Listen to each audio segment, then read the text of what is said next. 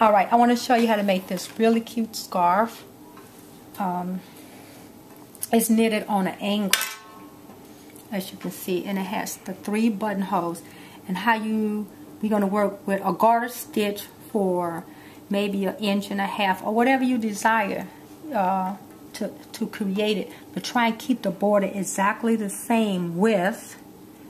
And then I took sequins and I used a needle and some silky thread, and I threaded up some sequins so I can add them sporadically all over the scarf wherever I desire. Now you can see this one is on an angle, and so then this is on the same angle, but then you can take it and button them together on your neck, and then when it's buttoned up on your neck, it's on that angle. And then of course you can make this as long as you like, and it can wrap around your neck for a couple of times, or it can hang sloppy or slouchy down on your neck. So any way you want to rock it, I thought it was a real cute scarf. So if I started out, like I said, in the garter stitch, and every time I see this little tail, what I want to do is increase, and since it's just a sample, after 3 stitches I'm going to increase 1, and then on the other end, when I get to 5 stitches, I'm going to knit 2 together so I can create the slant. That's simple. That's all you need to do. To do the buttonholes, however, I would need to bind off, using my button as an example, maybe 4 stitches, and then on the way back I'd have to add the 4 stitches back to create my buttonhole. Another way you can do it is you can just knit the whole thing and put snaps on the back of the button and then just unsnap it. But of course, if you would unbutton, you could see the snaps, but that's up to you. So I would take the thread, and you can use it in either a color that match, or on this scarf I used the 2 silky threads together, and it just added another little element to the scarf. And then you just slide them up wherever you need them at. So you have to stitch, however, with the 2 threads along the entire thing, and then when you got to the place where you wanted a sequin, you would just add it. So here, to knit this, remember, every time you see the tail, you're going to increase. So that's how I'm going to remember I need to increase. So I'm going to knit 1, 2, 3, and then I'm going to knit into the front, and then rotate and go and knit into the back, and knit all the way across. So you can do whatever stitch you like. Here I have 5, so now I want to knit 2 together, and then continue, because I'm creating my border. Now on the other side, no increases, no decreases. So I'm going to knit the first 3 to create a ridge or border. And then I'm going to begin to purl on the back, and I'm going to just knit on the front. So now I'm going to start working my stockinette stitch. And you can use whatever kind of stitch you like. You can do cables. I like a seed stitch because it's a nice texture. So here I'm down to my last 3, so I'm going to knit the last 3. So what I like to do is do samples and all kind of little swatches to see what kind of stitch I like. I think that this is a really cute gift. So every time I do my first 3, create my border, and then I want to go and do my increase, and then at my last 5,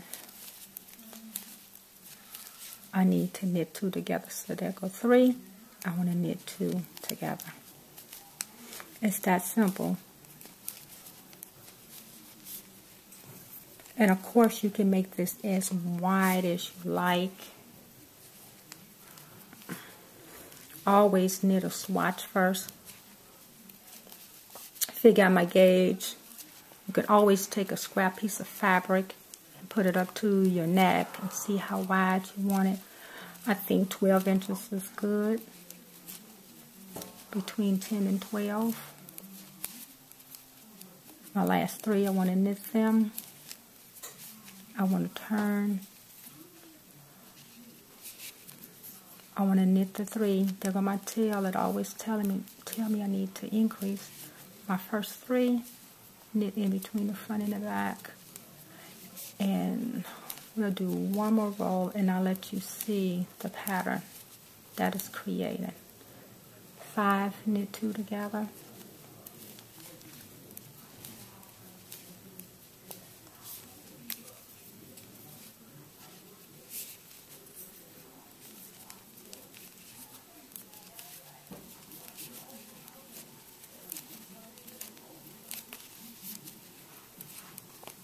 And then here, you should clearly be able to see the pattern.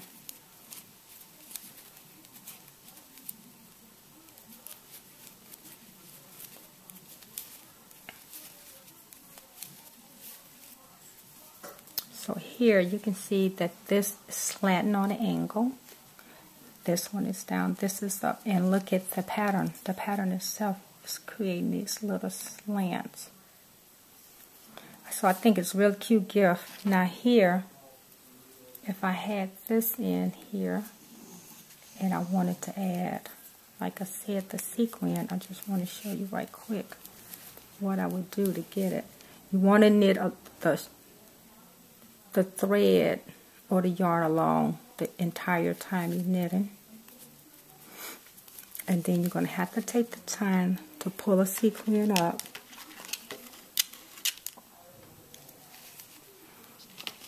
And put it right in the place where you want it. So sometimes when you're knitting something with a definite pattern, it's easy to know exactly where you want to put the sequin at. So this is called silky. The thread is very fine, so you really don't see it. So I get the sequin exactly where I want it, and you see it's a little tedious too.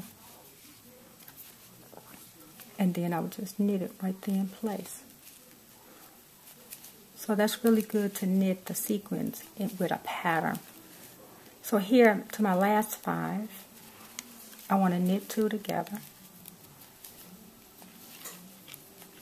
And you want to continue to your desired length till you get exactly the shape or the width, the finish that you want. I think it's really cute. And if you use a chunky yarn, you can knit it up really fast. It'll go super fast. You knit with a size 10 or 12 needle. So, knit some really cool scarves for some gifts this year. And look me up on SD at Passion for the number 4, Your Passion. Fashion for Your Passion. And then check me out. Check out my book, Sex in the Church. You can find that at ebooktime.com. And